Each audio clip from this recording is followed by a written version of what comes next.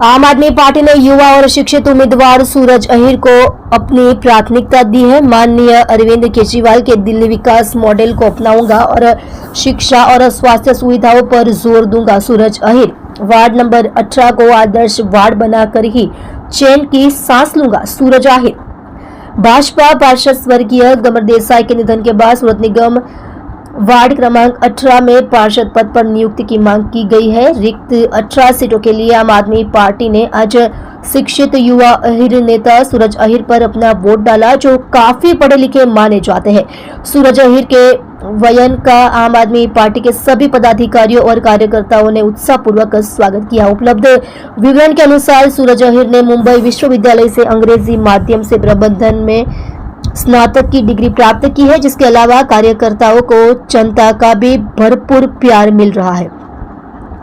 सूरज अहिर ने आज बड़ी संख्या में समर्थकों, पार्टी पदाधिकारियों और कार्यकर्ताओं के साथ सूरत कलेक्टर कार्यालय में अपना नामांकन पत्र दाखिल किया। इस अवसर पर सूरज अहिर ने कहा, मुझ पर भरोसा करने और मुझे टिकट देने के लिए मैं आम आदमी पार्टी का आभारी हूं। वार्ड नंबर के लोग अभी भी 18 वर्ष की आयु सीमा के अंतर्गत आने वाली बुनियादी सुविधाओं से वंचित है, इसलिए निर्वाचित होने के बाद मेरा काम यह सुनिश्चित करना होगा कि मेरे निर्वाचन क्षेत्र में लोगों की बुनियादी जरूरतें पूरी हो। पूरा वार्ड अभी भी टूटी सड़कों और ओवरफ्लो सीवरों से परेशान है, जिस पर मैं काम करूंगा। आम आदमी पार्टी के राष्ट्रीय संयोजक माननीय अरविंद केजरीवाल के दिल्ली विकास मॉडल को अपनाऊंगा और शिक्षा और स्वास्थ्य सुविधाओं पर जोर दूंगा। मैं अपने क्षेत्र के लोगों को विश्वास दिलाता हूं कि जीतने के बाद मैं यह सुनिश्चित करने का प्रयास करता रहूंगा कि क्षेत्र को सभी सुविधाएं मिले। 18 मेरा लक्ष्य एक आदर्श वार्ड बनाना होगा। सूरज अहिर ने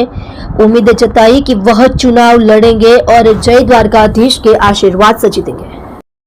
आप देख रहे हो यश दर्शन न्यूज चैनल, संपादक मुकेश पाटिल के साथ। મારું નામ सूरज આહિર છે। सूरजભાઈ ફોર્મ ભરવા આવ્યા છો, કયા મુદ્દા લઈને આગામી સમયમાં લોકો સમજી જશો ચૂંટણી લડવા? અત્યારે ફોર્મ ભરવા આવ્યો છું। સૌપ્રથમ તો હું પાર્ટીનો આભારી છું કે મને આ તક આપી છે, મોકો આપ્યો છે પાર્ટીએ, અને અમે બહુ હિંમત સાથે લડવાના છીએ। અને અમારા મુદ્દા વોર્ડ નંબર 18 ને લઈને રહેવાના છે। જે ખાડીનો મુદ્દો છે, રોડ રસ્તાનો મુદ્દો છે, એ અમારા સૌપ્રથમ પ્રાથમિક મુદ્દાઓ રહેશે।